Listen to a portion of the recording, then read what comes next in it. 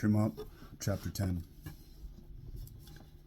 Adonai said to Moshe, "Go to Pharaoh, for I have made him and his servants hard-hearted, so that I can demonstrate these signs of mine among them, so that you can tell your son and grandson about what I did to Egypt, and about my signs that I demonstrated among them, and so that you will all know that I am Adonai." Moshe and Aaron went in to Pharaoh and said to him, "Here is what Adonai, God of the Hebrews, says, How much longer will you refuse to submit to me? Let my people go so that they can worship me. Otherwise, if you refuse to let my people go, tomorrow I will bring locusts into your territory. One won't be able to see the ground, so completely will the locusts cover it.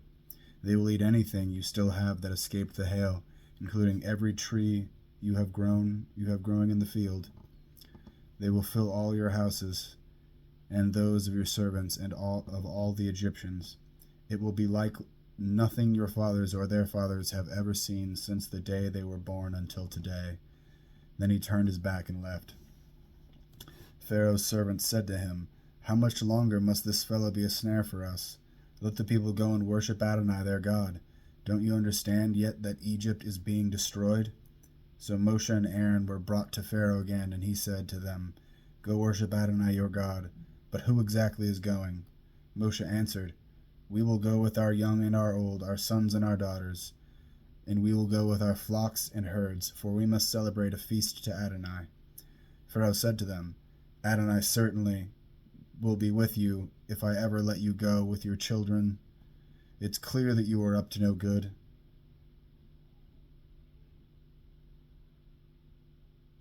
Nothing doing.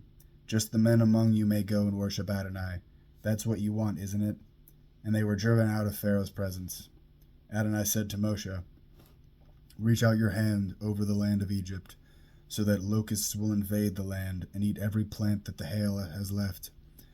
Moshe reached out with his staff over the land of Egypt, and Adonai caused an east wind to blow on the land all day and all night. And in the morning the east wind brought the locusts.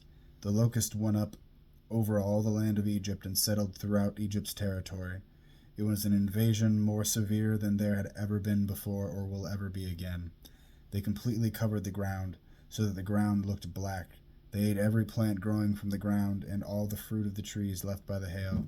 Not one green thing remained, not a tree and not a plant in the field, in all of the land of Egypt. Pharaoh hurried to summon Moshe and Aaron and said, "I have sinned against Adonai your God and against you. Now therefore, please forgive my sin just this once, and intercede with Adonai your God, so that he will at least take away from me this deadly plague." He went out from Pharaoh and interceded with Adonai. Adonai reversed the wind and made it blow very strongly from the west. It took up the locusts and drove them into the Sea of Suf. Not one locust remained on Egyptian soil. But Adonai made Pharaoh hard-hearted, and he didn't let the people of Israel go.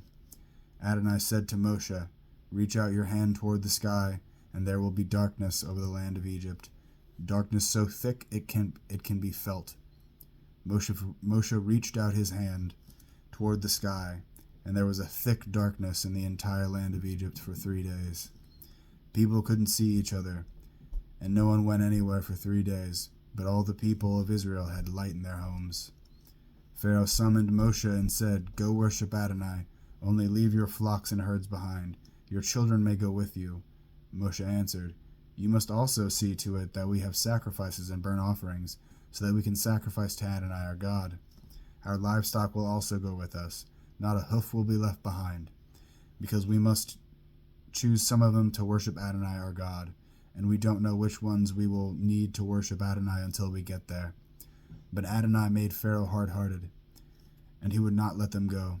Pharaoh said to them, "Get away from me, and you had better not see my face again, because the day you see my face you will die."